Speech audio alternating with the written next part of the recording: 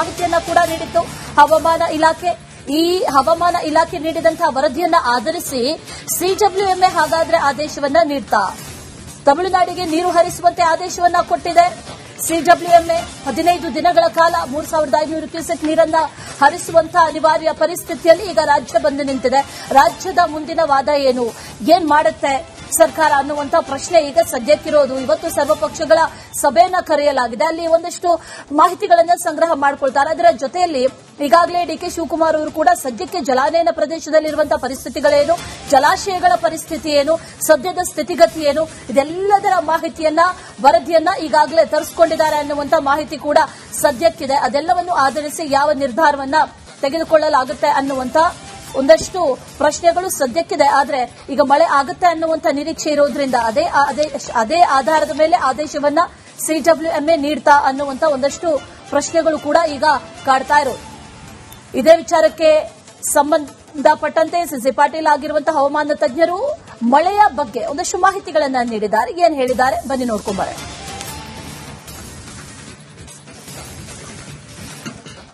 ರಾಜ್ಯದಲ್ಲಿ ಈ ಬಾರಿ ಮಳೆಯ ಕೊರತೆ ಉಂಟಾಗಿದೆ. ಜುಲೈನಲ್ಲಿ ಸಿಲಿಕಾನ್ ಸಿಟಿಯಲ್ಲೂ ಕೂಡ ವಾಡಿಕೆಯಷ್ಟು ಮಳೆಯಾಗಿಲ್ಲ. ಈ ಬಗ್ಗೆ ಮಾತನಾಡೋದಕ್ಕೆ ನಮ್ಮ ಜೊತೆ ಬೆಂಗಳೂರು ಹವಾಮಾನ ಇಲಾಖೆ ವಿಜ್ಞಾನಿಯಾಗಿರುವಂತಹ ಸಿಎಸ್ ಪಾಟೀಲ್ ಇದ್ದಾರೆ. ಅವರು ಮಾತನಾಡಿಸ್ಕೊಂಡು ಹೋಗ್ತೀನಿ. ಸರ್, ಈಗ ಜುಲೈನಲ್ಲಿ ಕೇವಲ 1-2 ಬಾರಿ ಅಷ್ಟೇ ಮಳೆಯಾಗಿರೋದು.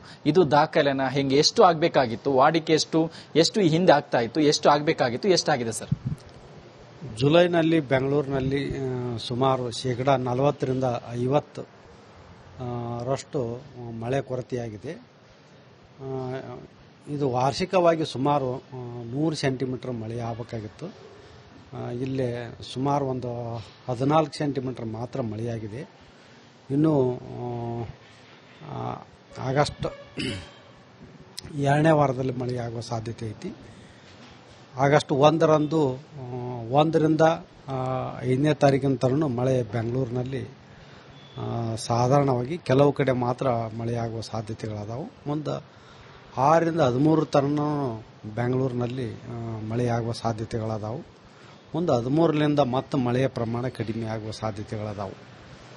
ಇವತ್ತು ಆಗಸ್ಟ್ 1ರಂದು ಕರ್ನಾಟಕದ ಕರಾವಳಿ ಹಾಗೂ ಮಲೆನಾಡಿನ ಜಿಲ್ಲೆಗಳಲ್ಲಿ ವ್ಯಾಪಕವಾಗಿ ಮಳೆಯಾಗುವ ಸಾಧ್ಯತೆ ಇದ್ದು,